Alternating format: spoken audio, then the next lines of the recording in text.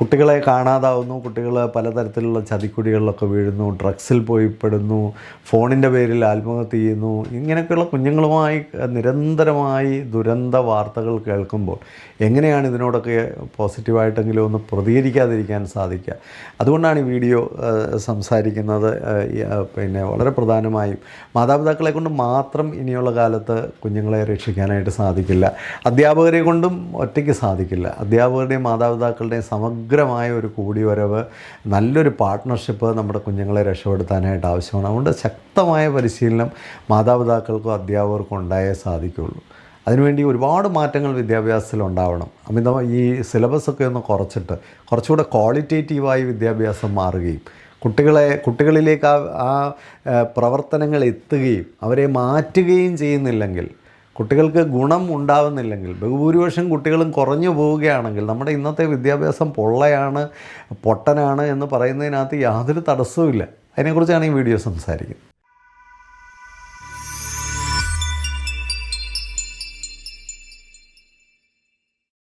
കുട്ടികളുമായിട്ട് ബന്ധപ്പെട്ടിട്ടൊക്കെ ഒരുപാട് മോശപ്പെട്ട വാർത്തകളാണ് സ്ഥിരമായിട്ട് കേൾക്കുന്നത്. ഇങ്ങനെയുള്ള കാര്യങ്ങളൊക്കെ അധികം നമുക്ക് ചർച്ച ചെയ്യാതിരിക്കാൻ നിവർത്തിയില്ല. കാരണം പലപ്പോഴും ഈ നെഗറ്റീവ് വാർത്തകളൊക്കെ കൂടുതൽ ചർച്ച ചെയ്യുന്നതിന് താല്പര്യം ഉണ്ടായിട്ടല്ല. പക്ഷേ നമ്മൾ ഓരോ ദിവസവും ഇത്തരം വാർത്തകളൊക്കെ കൂടുതൽ വരുമ്പോൾ ഇത് ചർച്ച ചെയ്യാതെ മുമ്പോട്ട് പോകുന്നതും അത്ര ശരിയല്ല. ഇപ്പോൾ കഴിഞ്ഞ ദിവസം ഒരു കൊച്ചു പയ്യനാണ്, ഫോൺ കിട്ടിയില്ല എന്ന് പറഞ്ഞിട്ട് കുട്ടി ആത്മഹത്യ ചെയ്തു.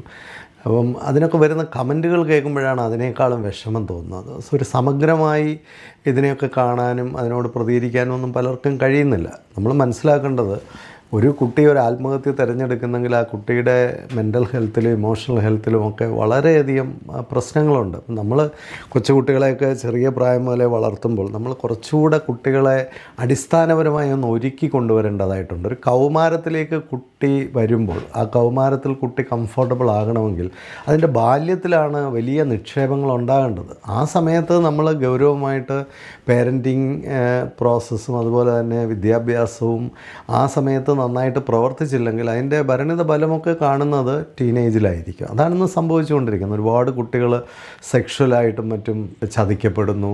പല കുട്ടികളും മയക്കുമരുന്നിലൊക്കെ നിരന്തരമായിട്ട് പോയി വീഴുന്നു. മയക്കുമരുന്നിൻ്റെ സാന്ദ്രതയൊക്കെ നമ്മൾ വിചാരിക്കുന്നതിനേക്കാളും വളരെ കൂടുതലാണ്.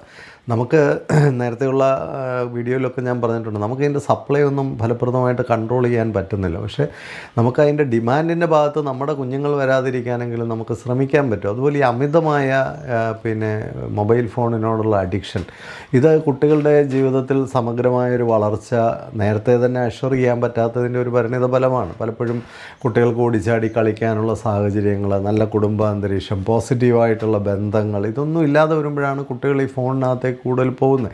പലപ്പോഴും ചെറിയ പ്രായത്തിൽ കുട്ടികളെ ശ്രദ്ധിക്കാതെ പോകുന്നതുകൊണ്ടാണ് മുതിർന്ന പ്രായത്തിൽ അവർക്ക് പലതരത്തിലുള്ള ഇത്തരം ട്രാപ്പുകളിലും അവർ വീഴുന്നത്. അപ്പോൾ ഇതിനൊക്കെ എതിരെ നമുക്ക് എങ്ങനെ പോരാടാൻ സാധിക്കും? അതുപോലെ നമ്മൾ ഈ പോലീസുകാരൊക്കെ വളരെ വലിയ ക്ലാസ്സുകളൊക്കെ ആയിട്ട് സ്കൂളിലേക്ക് കടന്നു വന്ന്, സത്യം പറഞ്ഞാൽ അതൊരു അത്ര ആരോഗ്യപരമായ ഒരു ട്രെൻഡല്ല. പോലീസല്ല സ്കൂളിൽ വന്ന് കുട്ടികൾക്ക് ക്ലാസ് എടുക്കണം. നമ്മൾ സ്കൂളുകാരൊക്കെ ചിന്തിക്കുന്നത് എന്നാന്ന് വെച്ചാൽ പോലീസിനെ കൊണ്ടുവന്ന് ഇവരെ ഒന്ന് വരട്ടിയും പേടിപ്പിച്ചുമൊക്കെ ഇരുത്താം, അല്ലെ പോലീസ് പറയുമ്പോൾ എന്തോ. ഈ പോലീസിൽ നല്ലൊരു ശതമാനം ആൾക്കാരും അവർ പറയുന്ന പലതും വീരവാദങ്ങളും അവർ പറയുന്ന പലതും അതിശയോക്തി നിറഞ്ഞ കഥകളും മാത്രമല്ല, പല ക്ലാസ്സുകളും അവസാനിക്കുമ്പോൾ മദ്യമൊക്കെ എങ്ങനെ, മയക്കുമരുന്നും മദ്യവും ക്രൈമും ഒക്കെ എങ്ങനെ നല്ല രീതിയിൽ ചെയ്യാവുന്നുള്ളതിൻ്റെ ഇൻഫർമേഷനും കൂടിയാണ് ഇതിൻ്റെ കൂടെ അവർക്ക് കൊടുക്കുന്നത്. ഇതൊക്കെ പോലീസൊന്നും ഈ കാര്യത്തിൽ പരിശീലനം നേടിയവരല്ലേ. ഇതിനകത്ത് ഒന്നോ രണ്ടോ എക്സെപ്ഷൻസ് കാണും, ചിലപ്പോൾ ഇച്ചിരി ഭംഗിയായിട്ട് ക്ലാസ് എടുക്കാൻ കഴിയാവുന്നവരൊക്കെ കാണും.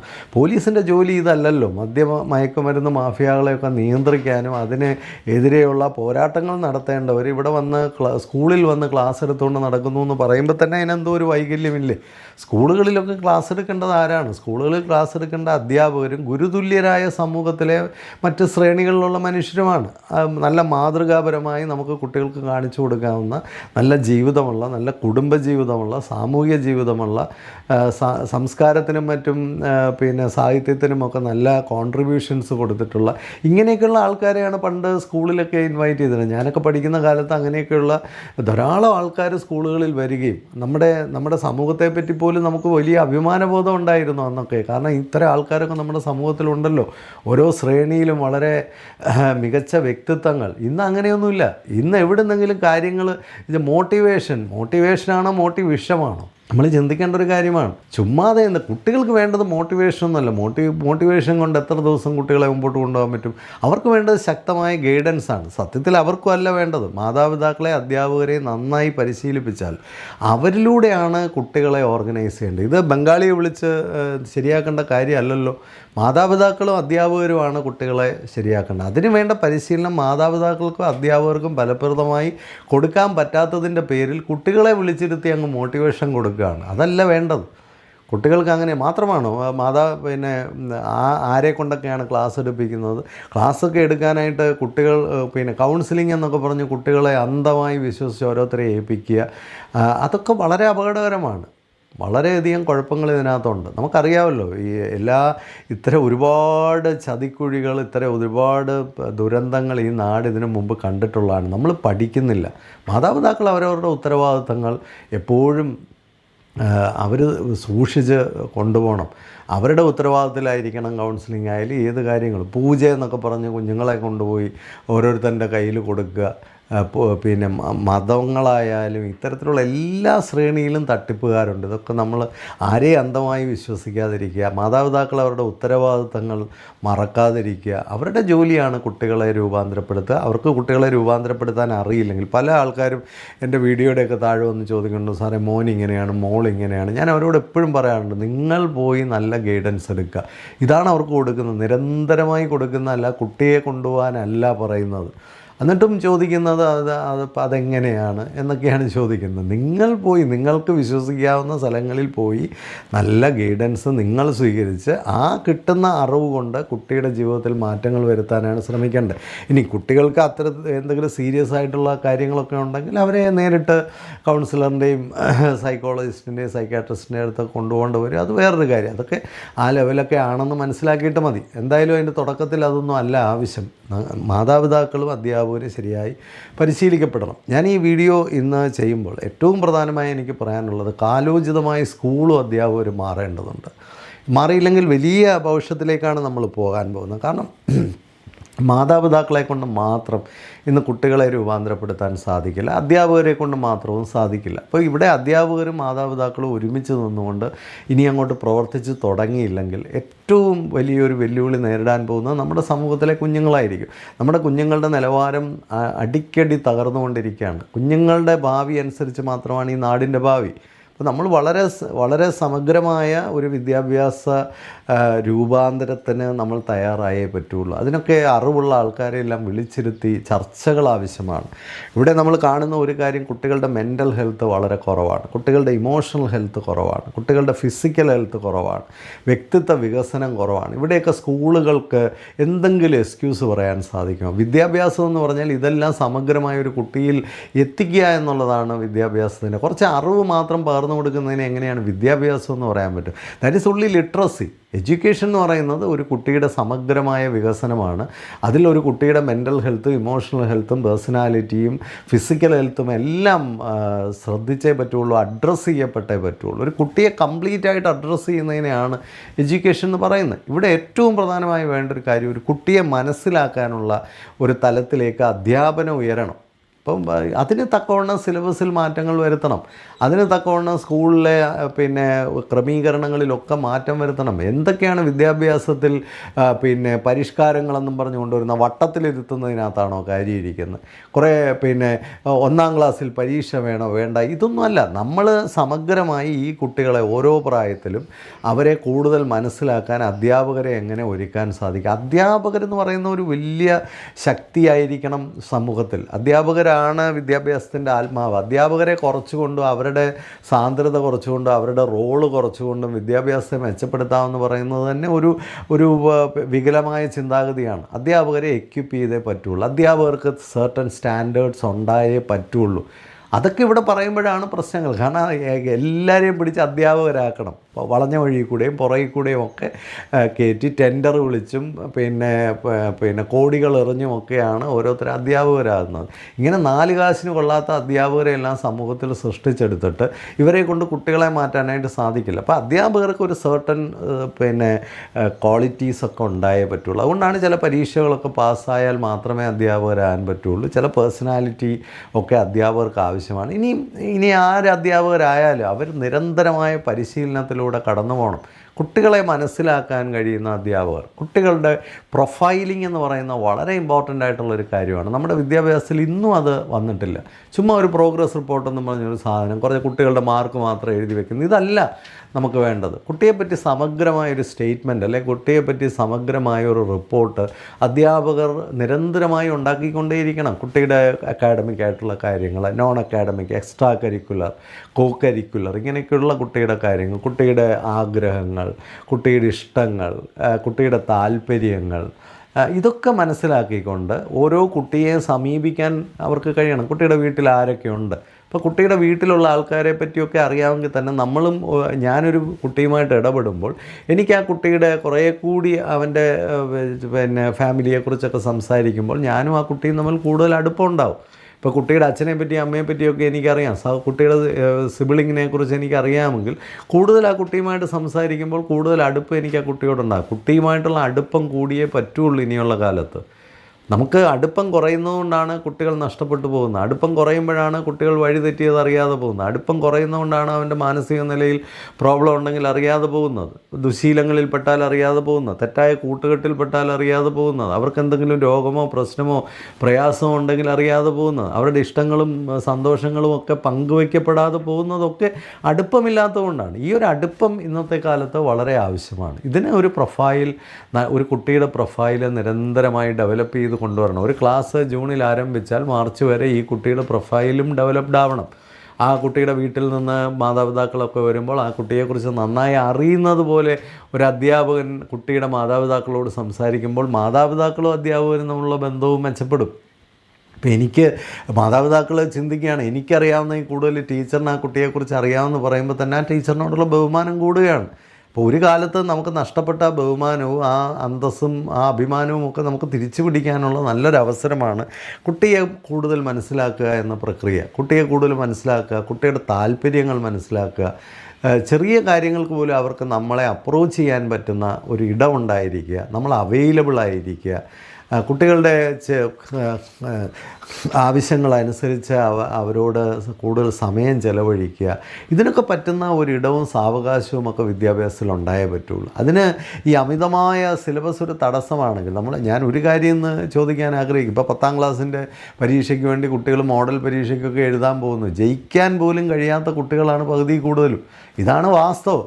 അപ്പോൾ ഇത്രയും സിലബസ് പഠിച്ചിട്ടും പകുതി കൂടുതൽ കുട്ടികൾക്കും 2 ചാപ്റ്റർ പോലും ഗ്രഹിക്കാനുള്ള കഴിവില്ലെങ്കിൽ എന്തിനാണ് ഇത്രയും സിലബസ് കുട്ടികളെ പഠിപ്പിക്കുന്നത്? കുറച്ചുകൂടെ ക്വാളിറ്റിക്ക് ഇമ്പോർട്ടൻസ് കൊടുത്തുകൊണ്ട് പഠിപ്പിക്കുന്ന കാര്യങ്ങൾ ശരിയായി പഠിപ്പിച്ചു. ഇപ്പോൾ എഴുതാനും വായിക്കാനും കണക്ക് ചെയ്യാൻ പോലും അറിയാൻ വയ്യാത്ത കുട്ടികളാണ് ഇന്ന് 10ാം ക്ലാസ്സിലെത്തിയിരിക്കുന്ന ബഹുഭൂരിപക്ഷം കുട്ടികൾ. ഇനി CBSE ICSE ഒക്കെ എടുത്തു കഴിഞ്ഞാൽ അവിടെ ആലോചിച്ച് നോക്കണം, LKG ചേർന്ന എത്ര കുട്ടികൾ ഇന്ന് 10ാം ക്ലാസ്സിൽ വന്നിട്ടുണ്ട്.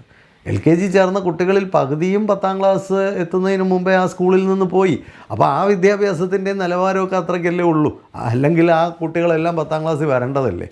ഇപ്പോൾ ഇംഗ്ലീഷ് മീഡിയം സ്കൂളുകൾക്കൊന്നും പ്രത്യേകമായിട്ട് കൂടുതലായിട്ട് പറയാനില്ല. അവർ ഈ 100 മേനി ഉണ്ടാക്കിയെന്ന് പറയുമ്പോൾ അവർ LKG മുതൽ ആ സ്കൂളിൽ പഠിച്ച ഒരുപാട് കുട്ടികളെ 7ാം ക്ലാസ് 8ാം ക്ലാസ് ആയപ്പോഴത്തേക്ക് പറഞ്ഞു വിട്ടതിന് ശേഷം കുറേ നല്ല വീട്ടിൽ നിന്ന് വരുന്ന പിള്ളേരെ എല്ലാം കൂടെ എടുത്തു വെച്ചിട്ട്, അല്ലെങ്കിൽ നല്ല സാഹചര്യങ്ങളിൽ നിന്ന് വരുന്ന കുട്ടികളെ എല്ലാം കൂടെ എടുത്തു വെച്ചിട്ട് പരീക്ഷ എഴുതിയിട്ട് 100 മേനി ഉണ്ടെന്ന് പറയുന്നതിനകത്തൊന്നും യാതൊരു മേന്മയും പറയാനില്ല.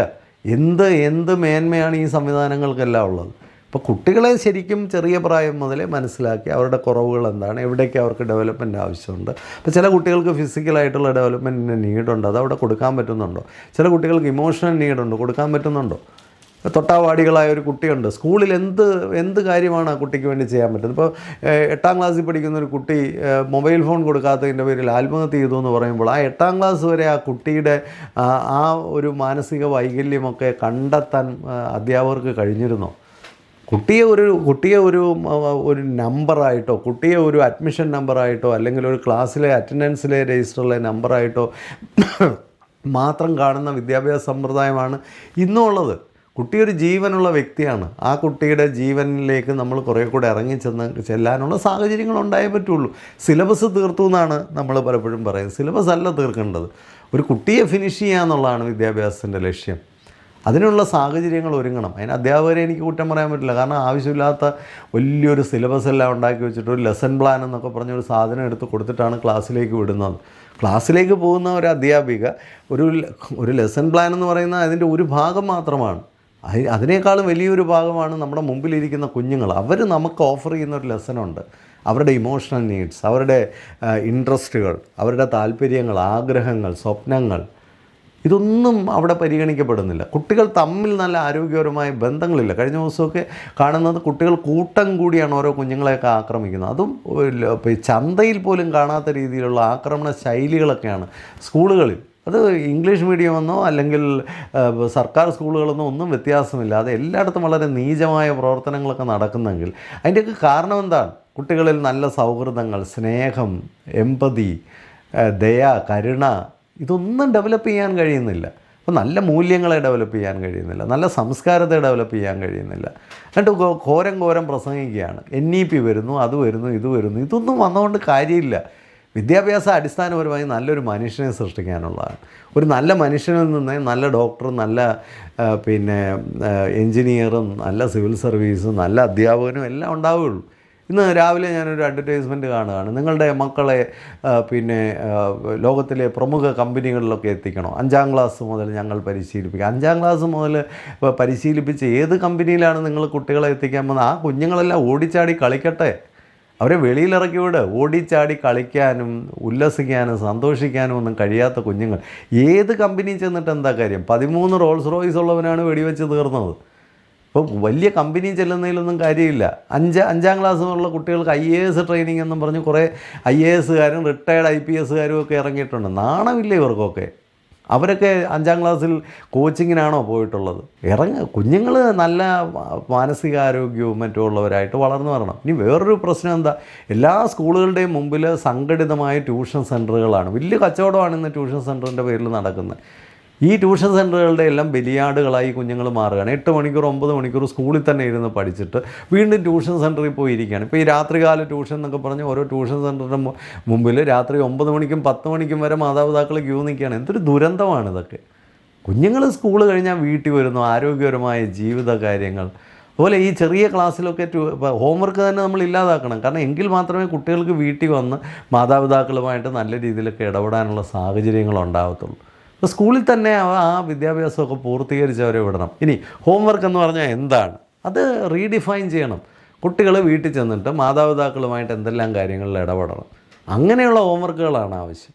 അവർക്ക് പാചക കാര്യങ്ങളിൽ എന്തെല്ലാം കാര്യങ്ങളിൽ ഇടപെട്ടു, വീട് വൃത്തിയാക്കുന്ന കാര്യങ്ങളിലൊക്കെ മാതാപിതാക്കളെ എങ്ങനെയൊക്കെ സഹായിച്ചു, വീട്ടിൽ ഇരുന്നു കൊണ്ട് എത്ര പാട്ട് പഠിച്ചു, എത്ര കഥ കേട്ടു, ഇതൊക്കെയാണ് ഹോംവർക്കായിട്ട് വരേണ്ടത്. ഒരു 4ാം ക്ലാസ് 5ാം ക്ലാസ് വരെയൊക്കെയുള്ള വിദ്യാഭ്യാസത്തിൽ ഇത്തരം ഹോംവർക്കുകളാണ് ഉണ്ടാകേണ്ടത്. അവർ ഏത് പുസ്തകം വായിച്ചു, ആ പുസ്തകത്തെ പറ്റിയുള്ള അസൈൻമെൻറ്റ്, ഇങ്ങനെയൊക്കെയുള്ള കാര്യങ്ങൾ. അപ്പോൾ കുറച്ചുകൂടെ ജീവിതം പഠിക്കാൻ, സ്കൂളിൽ പഠിക്കുകയും വീട്ടിൽ ജീവിക്കാൻ പഠിക്കുകയുമാണ് കുഞ്ഞുങ്ങൾ ചെയ്യേണ്ടത്. എങ്കിൽ മാത്രമേ വരും തലമുറയ്ക്കൊരു നിലവാരം ഉണ്ടാവുള്ളൂ. ഇത് എല്ലാവരും ആലോചിക്കേണ്ട ഒരു കാര്യമാണ്. ഇതിന് ഏറ്റവും പ്രധാനമായിട്ട് ചെയ്യേണ്ടത് അധ്യാപകർക്ക് ശക്തമായ പരിശീലനം ആവശ്യമാണ്. കുട്ടികളെ എങ്ങനെ സ്വാധീനിക്കാം, അവരുമായിട്ട് എങ്ങനെ നല്ല ബന്ധങ്ങളുണ്ടാക്കാം, അവരെ എങ്ങനെ ഇൻസ്പയർ ചെയ്യാം, അവരെ എങ്ങനെ ട്രാൻസ്ഫോം ചെയ്യാം. ഇതിലൊക്കെ ഒരു നല്ല അധ്യാപകൻ വിളിച്ചാൽ ഒരു കുഞ്ഞ് അവിടെ നിൽക്കണം. അധ്യാപകർക്ക് കുട്ടികളെ മനസ്സിലാക്കാനും പ്രചോദിപ്പിക്കാനും സ്വാധീനിക്കാനും രൂപാന്തരപ്പെടുത്താനും ഒക്കെ കഴിയണമെങ്കിൽ അധ്യാപകൻ്റെ വ്യക്തിത്വം അതുപോലെ ഉയർന്നു നിൽക്കണം. ചില അധ്യാപകരൊക്കെ ക്ലാസ്സിൽ വരികയും അവരെ ക്ലാസ് എടുക്കുകയും ഒക്കെ ചെയ്യുമ്പോൾ അവരുടെ ആ ആശയത്തിൻ്റെ ഉയർച്ച കൊണ്ട് തന്നെ കുട്ടികൾ അവരെ കേൾക്കാനും, കുട്ടികൾ വലിയ ആവേശത്തോടു കൂടിയാണ് അത്തരം ക്ലാസ്സുകളിലൊക്കെ ഇരിക്കുന്നത്. കാരണം അത് വളരെ അപൂർവം അധ്യാപകരെ അങ്ങനെയുള്ളൂ. അതിന് അധ്യാപകൻ്റെ വ്യക്തിത്വത്തിൽ ഉയർച്ച വരണം. അധ്യാപകൻ ആശയപരമായി സമ്പുഷ്ടമായിരിക്കണം. അധ്യാപകൻ്റെ ഇമോഷണൽ ഇൻ്റലിജൻസും മെൻ്റൽ ഹെൽത്തൊക്കെ ഉയർന്നതെങ്കിൽ മാത്രമേ ഇത്തരം കാര്യങ്ങളൊക്കെ അധ്യാപകർക്ക് ചെയ്യാൻ പറ്റൂ. അതുകൊണ്ട് തന്നെയാണ് അധ്യാപകർക്ക് പരിശീലനം വേണ്ടത് അത്തരം കാര്യങ്ങളിലാണ്. അവരുടെ പേഴ്സണാലിറ്റി ഡെവലപ്മെൻറ്റിലാണ് ട്രെയിനിങ് വേണ്ടത്. അല്ലാതെ ബയോളജി പഠിപ്പിക്കുന്ന ടീച്ചറിനെ വീണ്ടും ബയോളജി ഇരുത്തി പഠിപ്പിച്ചതുകൊണ്ടൊന്നും നല്ല അധ്യാപകരാകില്ല. കുറേ ഇൻഫർമേഷൻ അല്ല, നോളജും അല്ല ഈ കാലഘട്ടത്തിൽ അധ്യാപകർക്ക് ആവശ്യം. കുട്ടികളെ സ്വാധീനിക്കാനുള്ള കഴിവാണ്. ബാക്കി കാര്യങ്ങളൊക്കെ ഇന്ന് കമ്പ്യൂട്ടർ ചെയ്തോളും. അല്ലെങ്കിൽ AI ഉണ്ടെങ്കിൽ, അല്ലെങ്കിൽ ChatGPT ഉണ്ടെങ്കിൽ അവർക്ക് ചെയ്യാവുന്ന കാര്യങ്ങളേ ഉള്ളൂ. ബാക്കിയൊക്കെ ഏത് വിഷയത്തെക്കുറിച്ച് 100 കണക്കിന് യൂട്യൂബ് വീഡിയോസ് കിടപ്പുണ്ട്. കുട്ടികൾക്ക് പഠിക്കാൻ ഇൻഫർമേഷൻ നോളജും കിട്ടാനായിട്ട് ഇന്ന് അധ്യാപകനെ ആവശ്യമില്ല. അധ്യാപകനെ ആവശ്യമുള്ളത് പ്രചോദിപ്പിക്കാനാണ്, പഠിത്തത്തിലേക്ക് അവനെ കൊണ്ടുവരാൻ, നല്ല ഉയർന്ന ചിന്തകളിലേക്ക് അവനെ കൊണ്ടുവരാൻ, ഉയർന്ന സംസ്കാരത്തിലേക്ക് അവനെ കൊണ്ടുവരാൻ, ഉയർന്ന ആശയങ്ങളിലേക്ക്, ലക്ഷ്യബോധത്തിലേക്ക് ഒക്കെ കുട്ടികളെ കൊണ്ടുവരാൻ നല്ല ഉയർന്ന അധ്യാപകരെ ആവശ്യമുണ്ട്. ആ രീതിയിലുള്ള പരിശീലനങ്ങളാണ് അധ്യാപകർക്ക് ആവശ്യം. അത് കൊടുക്കുന്നില്ല. അധ്യാപകരെ പരിശീലിപ്പിക്കാനൊക്കെ വരുന്നത് പലപ്പോഴും കഞ്ഞി ട്രെയിനിങ്ങുകളാണ്. പിന്നെ ഈ ഓർഗനൈസ്ഡ് ആയിട്ടുള്ള ഇപ്പോൾ CBSEയുടെ ട്രെയിനേഴ്സിനെ എടുത്ത് നോക്കിയാൽ, സർക്കാരിൻ്റെ ട്രെയിനേഴ്സിനെയൊക്കെ എടുത്ത് നോക്കിയാൽ എല്ലാം കുറേ കഞ്ഞി പരിപാടികളാണ് നടക്കുന്നത്. അധ്യാപകർക്ക് അവിടെ നിന്ന് ഉറക്കം തൂങ്ങുകയാണ്. കഴിഞ്ഞ ദിവസം ഒരു അധ്യാപകൻ എന്നോട് പറഞ്ഞ പോലെ, സാറേ 3 ദിവസത്തെ ട്രെയിനിങ് ആയിരുന്നു, 3 ദിവസവും ഇരുന്ന് ഉറക്കമായിരുന്നു. എന്തൊരു ദുരന്തമാണിതൊക്കെ. മനുഷ്യനിൽ മാറ്റങ്ങൾ സൃഷ്ടിക്കാൻ കഴിയുന്ന പരിശീലനങ്ങളാണ് ആവശ്യം. പരിശീലനം എന്ന് പറയുന്നതിന് ഒരു മാറ്റം സൃഷ്ടിക്കാൻ കഴിയുന്നില്ല, എന്ത് പരിശീലനമാണ്? ആ റിസൾട്ടാണ് അതിൻ്റെ ആവശ്യം. അത്രയും റിസൾട്ടുകൾ ഉണ്ടാകുന്നുണ്ടോ എന്ന് പോലും ഒരു അവലോകനം ആരും നടത്തുന്നില്ല. അതുകൊണ്ട് തീർച്ചയായിട്ടും അധ്യാപകരെ പരിശീലിപ്പിച്ച് വളരെ ശക്തരാക്കിയെങ്കിൽ മാത്രമേ മാതാപിതാക്കൾക്ക് സപ്ലിമെൻറ്റിങ്ങും കോംപ്ലിമെൻറ്റിങ്ങുമായിട്ട് വിദ്യാഭ്യാസം നിൽക്കണം. മാതാപിതാക്കളെ കൊണ്ട് മാത്രം ഈ കാര്യങ്ങൾ നടക്കില്ല. അതുപോലെ സാമൂഹിക രംഗത്തുള്ള എല്ലാവരും ചിന്തിക്കേണ്ട ഒരു കാര്യമാണ്. നിരന്തരമായി നമുക്ക് സ്വാധീനിക്കാൻ കഴിയുന്ന മാതാപിതാ കൂട്ടങ്ങളെ നിരന്തരമായി പരിശീലിപ്പിച്ചുകൊണ്ടിരിക്കണം. ഇനി മാതാപിതാക്കളോട് എനിക്ക് പറയാനുള്ളത്, നിങ്ങളുടെ കുട്ടികളുമായിട്ട് നിങ്ങൾക്ക് ഏതെങ്കിലും തരത്തിൽ സ്വാധീനക്കുറവുണ്ടെങ്കിൽ തീർച്ചയായിട്ടും നിങ്ങൾ നല്ലൊരു ഗൈഡൻസ് എടുത്ത് കുട്ടികളെ കൂടുതൽ സ്വാധീനിക്കാനുള്ള വഴികൾ തേടുക. അവരെ രൂപാന്തരപ്പെടുത്താനും അവരെ പ്രചോദിപ്പിക്കാനും അവരിൽ നല്ല ആശയപരമായി ഉയർത്താനും ഒക്കെ ശ്രമിക്കുക. മെൻ്റൽ ഹെൽത്തും ഇമോഷണൽ ഹെൽത്തും ഫിസിക്കൽ ഹെൽത്തും ഒക്കെ കുട്ടികൾക്ക് കുറയുമ്പോൾ അവർ വലിയ അപകടങ്ങൾക്കുള്ള പൊട്ടൻഷ്യൽ കൂടുകയാണ്. സന്തോഷം കുറയുമ്പോൾ വഴിതെറ്റാനുള്ള സാധ്യതയും കൂടുതലാണ്. ഇതൊക്കെ ഒരിക്കൽ കൂടി ഒന്ന് എടുത്തു പറഞ്ഞതേ ഉള്ളൂ. ഇതിനു മുമ്പുള്ള ഒരുപാട് വീഡിയോകൾ ഇതിനെപ്പറ്റി പറഞ്ഞിട്ടുള്ളതാണ്. മുമ്പുള്ള വീഡിയോകളിലൂടെയൊക്കെ ഒന്ന് എടുത്ത് കേൾക്കാനായിട്ട് ശ്രമിക്കുക. എല്ലാവർക്കും വലിയ ആശംസകൾ നേരുന്നു. ഒരുപാട് പേര് ഈ വീഡിയോസ് അവരുടെ ജീവിതത്തിൽ വലിയ മാറ്റങ്ങൾ സൃഷ്ടിക്കുന്നു എന്നൊക്കെ കമൻറ്റായിട്ട് പറയുമ്പോൾ അത് വലിയൊരു പ്രചോദനമാണ്. തീർച്ചയായിട്ടും അത് മറ്റുള്ളവർ കൂടെ ഒന്ന് ഷെയർ ചെയ്ത് കൊടുത്ത് ഈ കമ്മ്യൂണിറ്റിയിലേക്ക് കൂടുതൽ ആൾക്കാരെ എത്തിക്കാനും ഈ ഒരു പ്രവർത്തനം കുറേ കൂടെ സമൂഹത്തിൽ സജീവമാക്കാനും നിങ്ങളുടെ എല്ലാവരുടെയും ഹെൽപ്പ് എനിക്ക് ആവശ്യമുണ്ട്. എല്ലാവരുടെയും സപ്പോർട്ട് പ്രതീക്ഷിച്ചുകൊണ്ട് എല്ലാവർക്കും സന്തോഷം ആശംസിച്ചുകൊണ്ട് ഹാപ്പി ലിവിങ്.